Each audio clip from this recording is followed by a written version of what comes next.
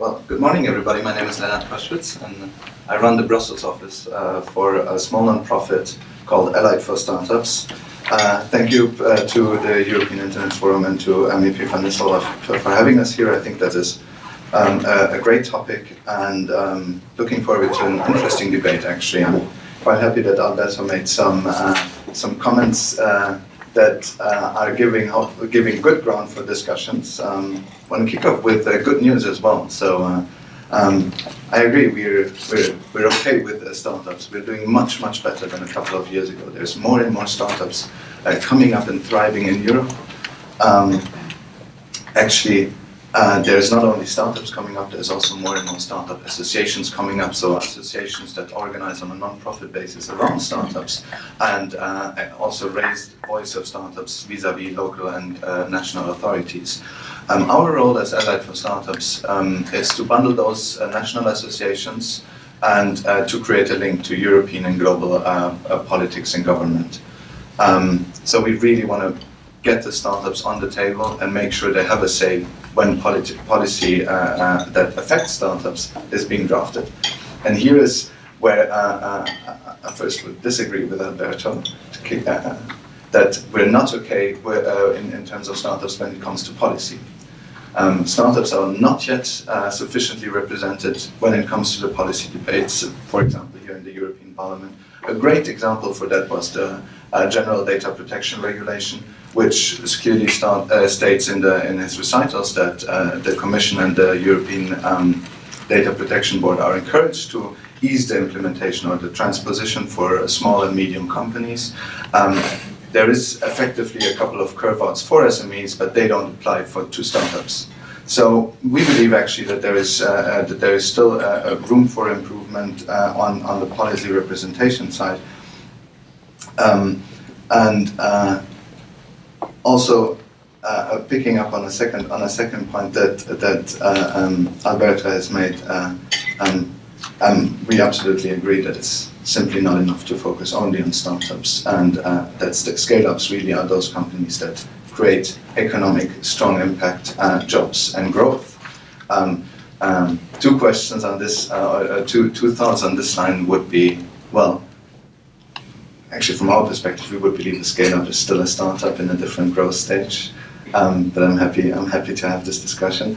And secondly, how many startups do we need to produce a great scale-up and to produce a thriving company and a unicorn? Maybe 2 or 3 thoughts, and I've been asked to keep this brief, which I will definitely do. 2 or 3 thoughts. We believe that it is a great challenge to involve startups in the policy discussion, because startups are young and thriving fast and acting fast, and also when it comes to policy, looking for quick results. And as many of you can probably tell, this is probably not the first thing that policy making is able to deliver. So I think it is really crucial, if we're involving startups in the policy debate, that we focus on tangible and quick, concrete results, on concrete actions that can help startups to grow in Europe, and that actually offer results within the lifespan of a startup. I want to make 2 examples. One example would be as I mentioned, the General Data Protection Regulation. And one thing that we suggested to do is actually to have a dialogue between the national data protection authorities and startups themselves. The reason for that is that the national data protection authorities play a huge role in actually allowing data processors to conduct their business. So before any business or any data processing or an app, more concretely, before an app can be launched, there has to be an impact assessment and perhaps a consultation procedure which is conducted with the National Data Protection Authority.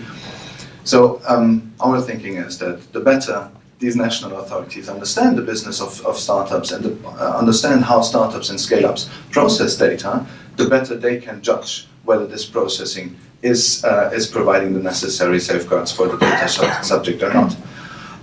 A second concrete example, and this is probably more fit for a startup in the scale-up growth stage, is the topic of talent.